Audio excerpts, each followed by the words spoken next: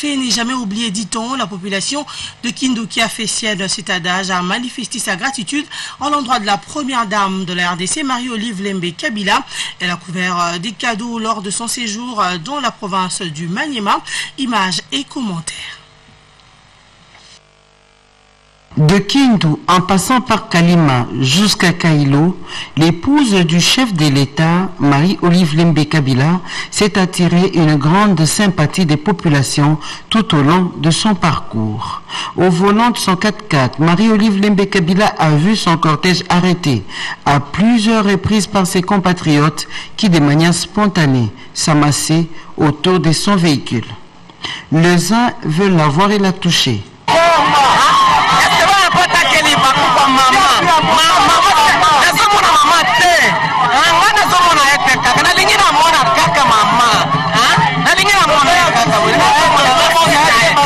Et les autres, par contre, la couvrent des présents, fruits de leurs produits agricoles. Une véritable communion des cœurs entre une mère et ses enfants, explique l'ambassadeur Théodore Mugalou, chef de la maison civile du chef de l'État. Et la maman aime son pays, ses enfants avec son cœur.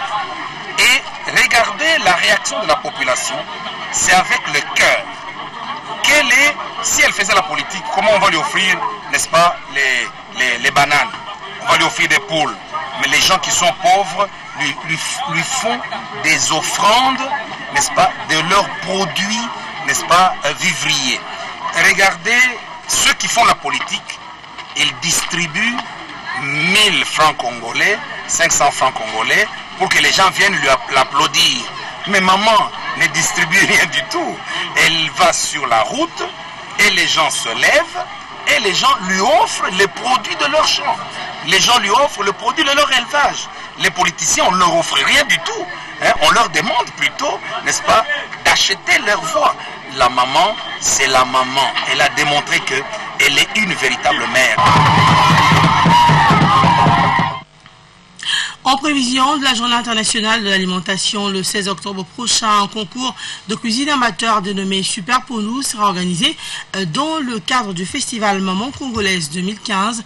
L'audience a été faite par Goka International, une agence sans but lucratif, au cours d'une conférence de presse tenue à Kinshasa. Objectif, promouvoir la recette de base de feuilles de manioc à travers les démonstrations culinaires lors du concours. Pierre-Arthur Moutiba et Francis Siamondele. Mako, entendez Maman Congolaise, c'est la deuxième édition du festival qui aura pour thème l'art culinaire pour une autonomisation de la femme congolaise. Organisé par Goka International, agence sans but lucratif, ce festival vise à primer et promouvoir les femmes ayant choisi l'art culinaire en vue de leur autonomisation socio-économique. Pour cette édition du festival Mako, un concours de cuisine amateur dénommé Super Pondou est organisé pour primer la meilleure femme qui aura bien préparé le pondou, aliment congolais de base. Cependant, Goka a ouvert ses portes pour les inscriptions gratuites et sans condition. Quant au festival congolais Mako en cycle, il consiste en une série d'activités culturelles entièrement médiatisées, habilement organisées dans le but d'assurer la promotion et la valorisation de la femme congolaise, agent vecteur du développement national. Compte tenu des faibles moyens, 20 candidatures seront retenues pour participer aux épreuves à partir du 16, 21 et 23 octobre prochain. Ceci en prévision de la Journée internationale de l'alimentation, a déclaré Georges Kabongo, numéro 1 de Goka International. Limité aux seules femmes congolaises, ce concours de cuisine de recettes à base de feuilles de manioc sera effectué par un jury professionnel indépendant dont les votations seront fiabilisées par un officier de justice. La présentation du repas, la propreté et la dégustation constituent les critères que tiendra compte le jury. Non seulement les mamans maléois, les tenancières de restaurants, mais aussi les femmes de presse sont concernées ou invitées. La moisson continue son bonhomme de chemin au sein du Congrès national congolais. Ce parti cher au député national Pius Mwabilo a ouvert son siège fédéral à Tshikapa, chef-lieu du Kasaï. Cette cérémonie marque en outre le début des activités de ce parti dans ce coin de la République. José Olito Maké, Gladys Balenga et Suzy Kibira Omari. Le Congrès national congolais à la conquête de la nouvelle province du Kasaï. Le parti de Pius Mwabilumba Mukala a ouvert son siège fédéral à Tshikapa, chef-lieu de cette province. Objectif, assurer une bonne visibilité de ce parti pour renforcer son ancrage dans cette nouvelle province issue du découpage de l'ancienne province du Kasaï occidental. Une double cérémonie a eu lieu mercredi dernier dans la ville de Tshikapa, à savoir l'ouverture officielle du siège et l'installation solennelle du comité fédéral. Les militantes et militants et autres sympathisants du Congrès national congolais à Tshikapa ont rehaussé de leur présence la dite cérémonie. Après la coupure du ruban symbolique, Albert Kaloubi, président fédéral intérimaire, a procédé à la présentation des membres de son comité.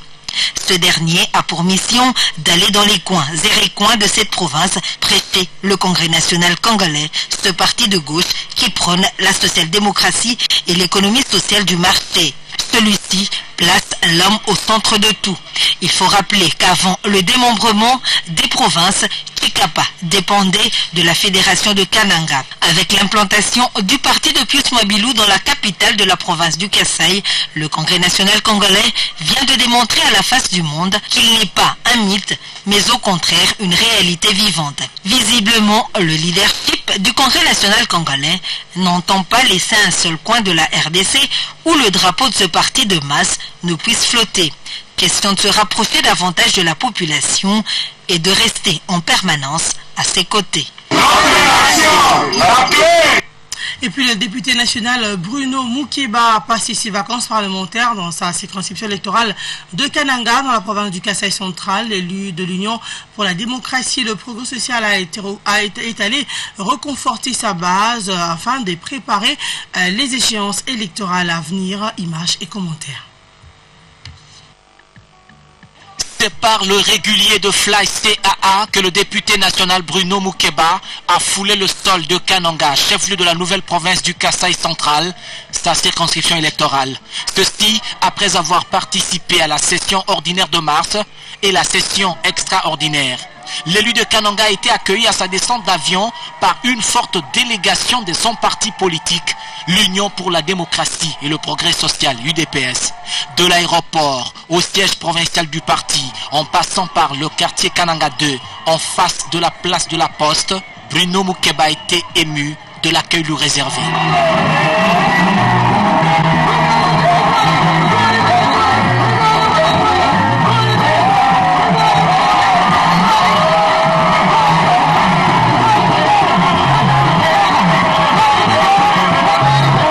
Combattantes et combattants de l'UDPS, parti cher à Etienne Tshisekedi Mulumba, n'ont jamais oublié le travail que Bruno Mukeba a fait pour son parti avant d'être élu député national. L'élu de Kananga a eu des mots justes pour circonscrire l'événement du jour. Il a d'abord fait la restitution de ce qu'a été la session de mars passé. Bruno Mukeba n'a pas manqué d'évoquer les questions liées à la santé du parti, le processus électoral et le découpage territorial qui n'est pas à confondre avec la division. L'élu de l'UDPS a appelé tout le monde à l'unité et à l'amour, seul gage de la victoire du parti aux élections prochaines. Pour lier l'utile à l'agréable, chants et danses étaient au rendez-vous. Question de manifester la joie de revoir les siens. On va parler religion. Dans le souci de faire avancer l'œuvre de Dieu, la communauté charismatique de Mangembo a inauguré récemment son temple à Bandoudouville. Cette dédicace n'est que le miroir d'une longue série d'inaugurations à venir. Elle est intervenue après celle du bâtiment administratif et de l'église des enfants à Mangembo, ici à Kinshasa. Reportage de Magui Mboukoumuzembe. L'église de Mangembo, extension Bandundu-Ville, a désormais un temple construit dans les normes requises. Il y a un temps, cet endroit ressemblait à une forêt avec des hautes herbes qui s'y imposaient. Personne ne pouvait s'imaginer un temple de cette qualité avec 300 places assises. Un rêve devenu réalité, un temple dédié au Seigneur Jésus-Christ et une église consacrée pour l'avancement de l'œuvre de Dieu. Au nom du gouverneur de Bandundu, Jean Kamisendou Empêché, le ministre provincial des Finances, Bienvenu Ilanga, a procédé à la coupure du ruban symbolique. Il s'en est suivi la dédicace du temple par l'onction d'huile par le révérend Espérance Mbakadi, pasteur principal de la communauté charismatique de Mangembo. Seigneur, nous sanctifions cette huile au nom du Seigneur Jésus-Christ. Pour la petite histoire, l'initiative d'achat de cet endroit est des mamans de Mangembo Kinshasa. Ce temple devenu une réalité vivante les réjouit. La construction de ce temple a encore renouvelé notre confiance vis-à-vis de notre pasteur. Le prochain appel de fonds, nous les mamans de Mangembo, nous n'hésiterons plus. Et nous espérons que ce temple apportera des bénédictions à la ville de Bandundu.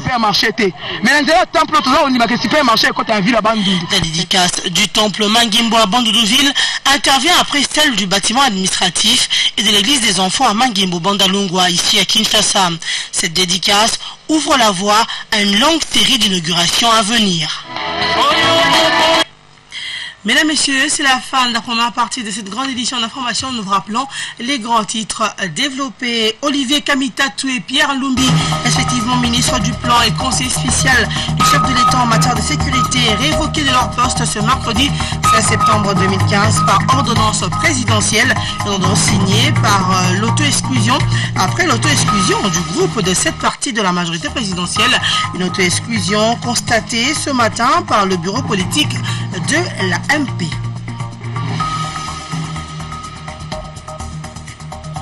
Nous vous avons également parlé de la journée mondiale de la protection de la couche d'ozone célébrée ce 16 septembre. Pendant ce temps, l'homme multiplie les activités qui dégradent la couche d'ozone. Comment faire pour trouver un consensus face à ces deux réalités? Vous avez eu les réponses au cours de ce journal. Et enfin, depuis plusieurs années, les habitants du quartier Manenga, Ngalema sont dans le noir et ont du mal à s'approvisionner en eau potable. Ils lancent donc un cri de détresse à l'endroit des autorités pour des solutions idoines. Restez avec nous pour la seconde partie. On va parler sport avec Ben Goy. Ce journal vous a été offert par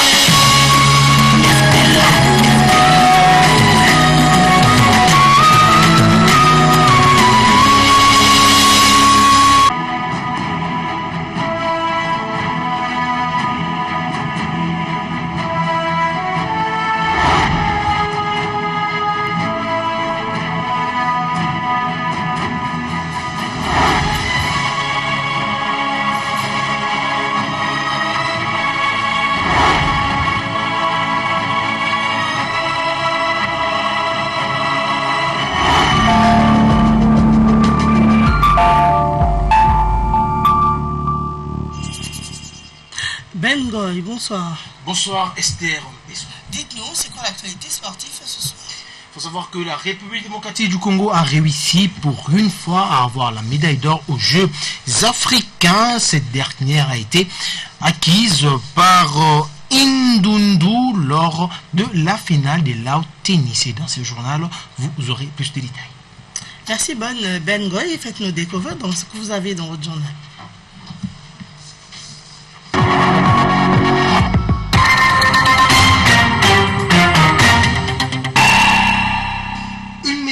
Pour la République démocratique du Congo, cette dernière a été acquise par Denis Indundu en Lao Tennis ce mercredi 16 septembre lors de la finale de ces disciplines sportives devant le Béninois Alex Martin Kiegou Akintele, une banlieue brazzavilloise en singulier. Et en double, messieurs, Denis Indundu va faire équipe avec Sarma Nkouloufa pour une autre finale face aux Sénégalais. Restons toujours avec les Jeux Olympiques. La République démocratique du Congo n'a pas réussi une bonne participation aux Jeux africains. Les 15 disciplines qui ont fait le déplacement de Brazzaville n'ont vu que de remporter 2 médailles qualifier à la RDC, elle aurait dû privilégier la qualité que la quantité, a déclaré Maître Innocent Kibundoulou. Le reportage est de Patrick Issou, Bongese Bokuma et Yannick Bilan. La prestation de la RDC aux 11e Jeux africains est loin d'être bonne. Alors que la plupart des pays ont opté pour une participation qualitative, la RDC y est allée avec 15 disciplines. Cette situation désastreuse, surtout avec des éliminations et disqualifications au premier tour, ne trouve pas l'avis favorable des experts. J'ai vu 2 ou 3 fois des gens qui soi-disant faisaient l'escrime au stade des Martyrs. Vous savez depuis quand le stade des Martyrs est fermé? Je ne sais pas depuis quand il s'entraîne. Barmington, c'est quoi là? Ça c'est les choses qui n'engagent que ceux qui organisent. Je vois là le comité olympique congolais qui admet ces disciplines et qui n'a pas peur de faire honte au pays. Et quand vous voyez que même le taekwondo sur lequel on pouvait compter, on apprend des choses aussi ridicules que fâcheuses du genre dopage dans le sport. C'est des choses inadmissibles pour un pays comme le nôtre. Autant ne pas y aller qu'y aller de cette manière. Autant ne pas y aller avec des athlètes dopés, avec des disciplines inexistantes à l'intérieur, à l'interne, avec la natation. Imaginez-vous, nous sommes sportifs, nous sommes dans ce pays, nous sommes dans cette capitale où se joue la compétition de natation dans notre pays. Entre nous, soit dit. Il ne faut pas profiter peut-être du fait que vous avez des entrées à gauche, à droite, du fait que les gens vous connaissent pour leur faire commettre des erreurs. Le gouvernement n'a pas de moyens à gaspiller. Si on peut se concentrer sur 1, 2, 3 disciplines qui peuvent honorer la nation, ça serait préférable qu'en amener 15 dont celles qui n'amènent pas de tenues conventionnelles, celles qui n'existent pas au pays. Et tout ça, on veut tromper qui? Et voilà ce qui se passe. La RDC, à côté, on peut dire qu'à Brazzaville, nous jouons à domicile. Mais jusque-là, nous nous contentons de 2 médailles de bronze et les médailles de perdants. De ceux qui perdent en demi-finale et ceux qui perdent en finale. On les appelle les médailles de consolation. Vous imaginez, non seulement que c'est peu, mais aussi ce n'est pas des médailles d'honneur. Il sera question pour le gouvernement de s'investir pour que cette situation cesse. De la République démocratique du Congo doivent avoir leur propre entraîneur. Le championnat d'élite de football qui démarre ce week-end avec sa nouvelle formule risquerait d'être incompatible pour le sélectionneur national et son adjoint de suivre tous les joueurs engagés dans les clubs qui jouent dans la zone ouest. Les entraîneurs sont appelés à choisir. Suivez les propos de Maître Innocent Kibundoulou, analyste sportif. Actuellement, la Linafoot se subdivise en 3 zones géographiques, 3 zones sportives. La zone ouest, est et sud-centre. Les 2 sélectionneurs, le numéro 1 et le numéro 2, sont engagés dans la zone ouest, où il y a 10 clubs. Et il y aura minimum 9 matchs en aller et 9 matchs en retour. La compétition qui commence en mi-septembre ici. Pour jouer correctement les 9 matchs, puisque chaque club joue un match la semaine, ça nous prend pratiquement 2 mois et demi. 2 mois et demi, c'est de septembre à novembre, fin novembre. Donc, jusqu'à fin novembre, les 2 sélectionneurs sont engagés dans cette compétition. Ils ne vont pas abandonner leur club. En d'autres mots, ils ne vont pas superviser Mazembe qui joue au sud-centre. Ils ne vont pas superviser Lupopo. Ils ne vont pas superviser Don Bosco. Ils ne vont pas superviser Sangabalende. Imaginez-vous quel gâchis. Et vous savez que le CHAN va se jouer en janvier. Soit ça sera une faute contractuelle pour les titulaires et son adjoint d'abandonner 20 clubs et DSMP pour aller superviser ces clubs-là, pendant que même le calendrier qui sort, les matchs sont fixés le même jour, pratiquement. Le jour que 20 clubs jouent à Kinshasa, Sangabalende va jouer peut-être à Kananga, ou à Lubumbashi, ou à Mbujimaï. Ils vont choisir comment. Et là, ça veut dire qu'ils abandonnent leur propre club, qui peuvent aussi voyager dans l'entretemps. Et quand est-ce qu'on va superviser les perles rares, puisqu'il y en a eu dans ce pays, qui seront issus des Sokozaki, d'Eldorado, qui peuvent sortir d'un Nkoi, du Maniama, puisque là, c'est vraiment exclu que nos sélectionneurs aillent les superviser avec cette organisation actuelle de la Linafoot. Franchement, il est temps que les gens apprennent à décider et à choisir. Qui dit choisir, dit renoncement. Tu choisis pour le club, tu renonces à la sélection. Tu choisis pour la sélection, tu renonces au club. De sorte que les sélectionneurs aient le temps et l'entraîneur du club ait aussi le temps. Il ne faut pas tout mélanger et pour faire la moitié dans les clubs et la moitié dans la sélection, le pays ne mérite pas un travail à moitié pour son salarié et les clubs non plus ne méritent pas un travail à moitié pour son salarié.